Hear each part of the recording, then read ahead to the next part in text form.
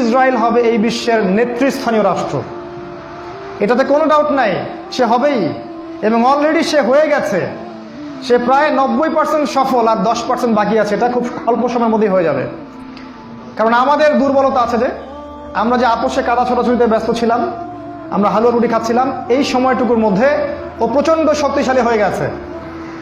ওই ইসরায়েল থেকেই আজকে সারা বিশ্বের পলিটিক্স নিয়ন্ত্রণ করা হচ্ছে, ব্যাংকিং সিস্টেম নিয়ন্ত্রণ করা হচ্ছে, অর্থনীতি নিয়ন্ত্রণ করা হচ্ছে, মিডিয়া নিয়ন্ত্রণ করা হচ্ছে, পত্রপত্রিকাও নিয়ন্ত্রণ করা হচ্ছে, আদর্শ নিয়ন্ত্রণ করা হচ্ছে, সংস্কৃতি নিয়ন্ত্রণ করা হচ্ছে, এবং আপনার এই যে প্রযুক্তি, অস্ত্র শস্ত্র, এগুলো সেখান থেকে নিয়ন্ত্রণ করা হচ্ছে। আর এটাই সেই রাষ্ট্র যেখান থেকে দাজ্জাল মানুষের রূপে বের হবে। এটাই সেই রাষ্ট্র। ওই জেরুজালেম থেকেই দাজ্জাল বের হবে। এই শক্তিশালী হয়ে গেল আমাদের চোখের সামনেই, কিন্তু আমরা কিছু করতে পারলাম না।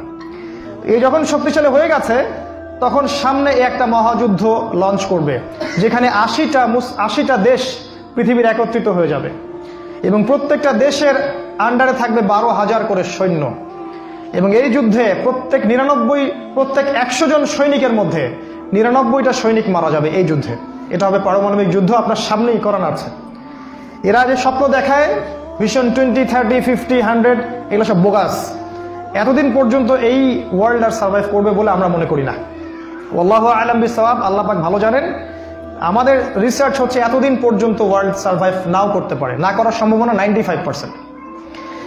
এই মালহামার পরে ইমামুল মাহদী আসবেন শেষের দিকে, এবং তিনি মুসলিমদের হাল ধরবেন, এবং প্রচুর সংখ্যক মুসলিম এই যুদ্ধে মারা যাবে। প্রচুর সংখ্যক, প্রচুর, তাদের সংখ্যা অগণিত। কিছু মুসলিম যুদ্ধের মাঠ থেকে পালিয়ে যাবে, যাদেরকে আল্লাহ পাক মাফ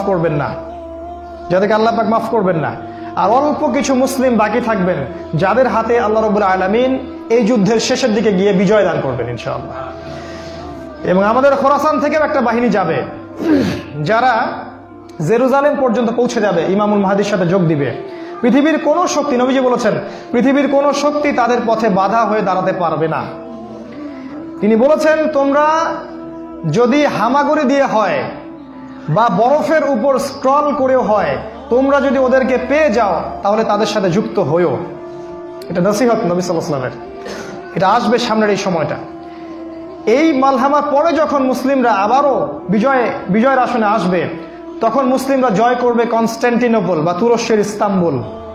এটা এখন নেটোর হাতে চলে গেছে, এটা আবারও মুসলিমদের হাতে চলে আসবে। তারপর ঘোষণা করা হবে যে মাসিহুদ দাজ্জাল মানুষের রূপে বের হয়েছে। কোথায়? ওই জেরুজালেমে। তখন মুসলিমরা সেখানে ছুটবে। দাজ্জালের বাহিনীর সাথে মুসলিমদের ব্যাপক ফাইট হবে, কিন্তু মুসলিমরা তাদের সাথে পেরে উঠবে না। কেন পেরে উঠবে না? কারণ আল্লাহ পাক দাজ্জালকে এজন্য এভাবেই সৃষ্টি করেছেন। সে একটা পরীক্ষা, একটা ফিতনা। তার হাতে আল্লাহ পাক প্রচুর ক্ষমতা দিবেন। সে বৃষ্টি বর্ষণ করতে পারবে, সে প্রযুক্তি নিয়ন্ত্রণ করবে, সে আকাশ নিয়ন্ত্রণ করবে, সে প্রত্যেকটা শহরে প্রবেশ করবে, প্রতিটা শহরে।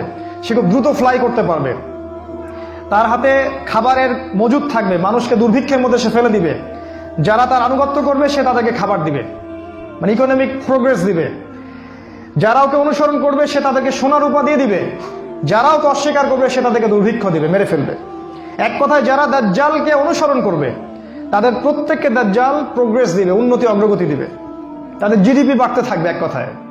আর যারাই মাসিহুদ দাজ্জালের বিরোধিতা করবে তাকে সে একদম ধ্বংস করে ফেলবে, একদম ধ্বংস। অর্থনৈতিক দিক থেকে, শারীরিক দিক থেকে রাষ্ট্রগুলো আক্রমণ করবে, সে পুরো ম্যাসাকার করে ফেলবে। তার হাতে আল্লাহ পাক এরকম ক্ষমতা দিবেন। এই জন্য মুসলিমরা তাদের সাথে পেরে উঠবে না। তাহলে কি হবে? আল্লাহ রাব্বুল আলামিন তখন মুসলিমদের দোয়া কবুল করবেন এবং ঈসা আলাইহিস সালামকে আকাশ থেকে পাঠাবেন এই পৃথিবীতে আবারও ইনশাআল্লাহ। এবং ঈসা আলাইহিস সালাম সিরিয়ার দামেস্কে সাদা মিনারের উপরে নামবেন এবং ইমামুল মাহদীও সেখানে থাকবেন। সেখানে ফজরের নামাজ পড়া হবে, ইমামুল মাহদী ইমামতি করবেন, আর এই ঈসা আলাইহিস সালাম পিছনে মুক্তাদি হয়ে থাকবেন। এটা আমাদের জন্য গর্বের বিষয়। এরপরে ঈসা আলাইহিস সালাম বলবেন যে অবরোধ তুলে দেওয়া হবে, মসজিদের দরজা খুলে দেওয়া হবে, এবং ঈসা আলাইহিস সালামকে দেখা মাত্রই মাসিহুদ দাজ্জাল পালাতে শুরু করবে এবং দাজ্জালের বাহিনী অর্থাৎ ইহুদি খ্রিস্টান সভ্যতার সাথে মুসলিমদের যুদ্ধ হবে।